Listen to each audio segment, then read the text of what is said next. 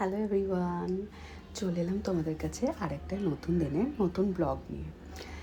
সকাল সকাল বেরিয়ে গেছি হাজব্যান্ড ওয়াইফ দুজন মিলে। যদিও বা সকাল সকাল একদমই বলা যাবে না, তার কারণ একটু রবিবার বলে বেলা করেই ওঠা হয়েছে।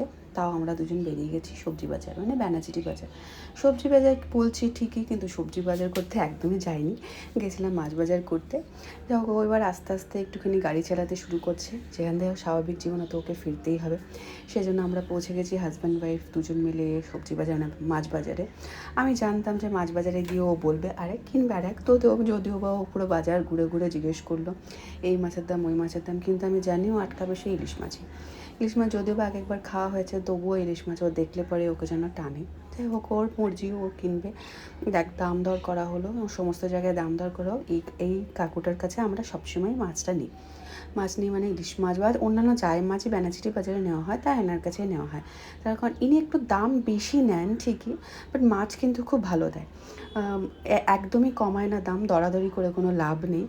কিন্তু আমাদের এখানে যা পছন্দ করাকরি করছিলাম, দরাদরি একদমই হয়নি। সেই জন্য পছন্দ যেটা হলো সেটা নিয়ে আমরা বাড়ি চলে এসেছিলাম।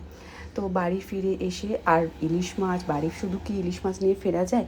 বাড়ি ফিরে আসা হয়নি, তাই ইলিশ মাছের মাথা দিয়ে একটু পুঁই শাক দিয়ে চচ্চড়ি না হলে কি ওর হয়? তাই ও তো অগত্যা বললো চলো একটুখানি পুঁই শাক কিনি। আমি বললাম ছেড়ে দাও, কিন্তু না, ও তো বলে না আমার পুঁই শাকের একটু চচ্চড়ি তো লাগবেই।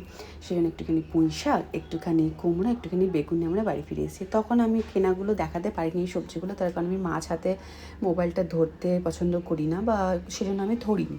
সেজন্য এগুলো কিনে দেখো আমি বাড়ি চলে এসেছি। তাই আমাদের আজকের লাঞ্চে ছিল ইলিশ মাছ, পুঁই শাকের মানে ইলিশ মাছের মাথা দিয়ে পুঁই শাকের চচ্চড়ি, আর ডাল ছিল। বাট ডালটা হয়েছে এই কারণে, কারণ আমরা কেউই জানতাম না যে এই মাছটা নেওয়া হবে, সেজন্য মা আগে থেকেই ডালটা করে রেখেছিল।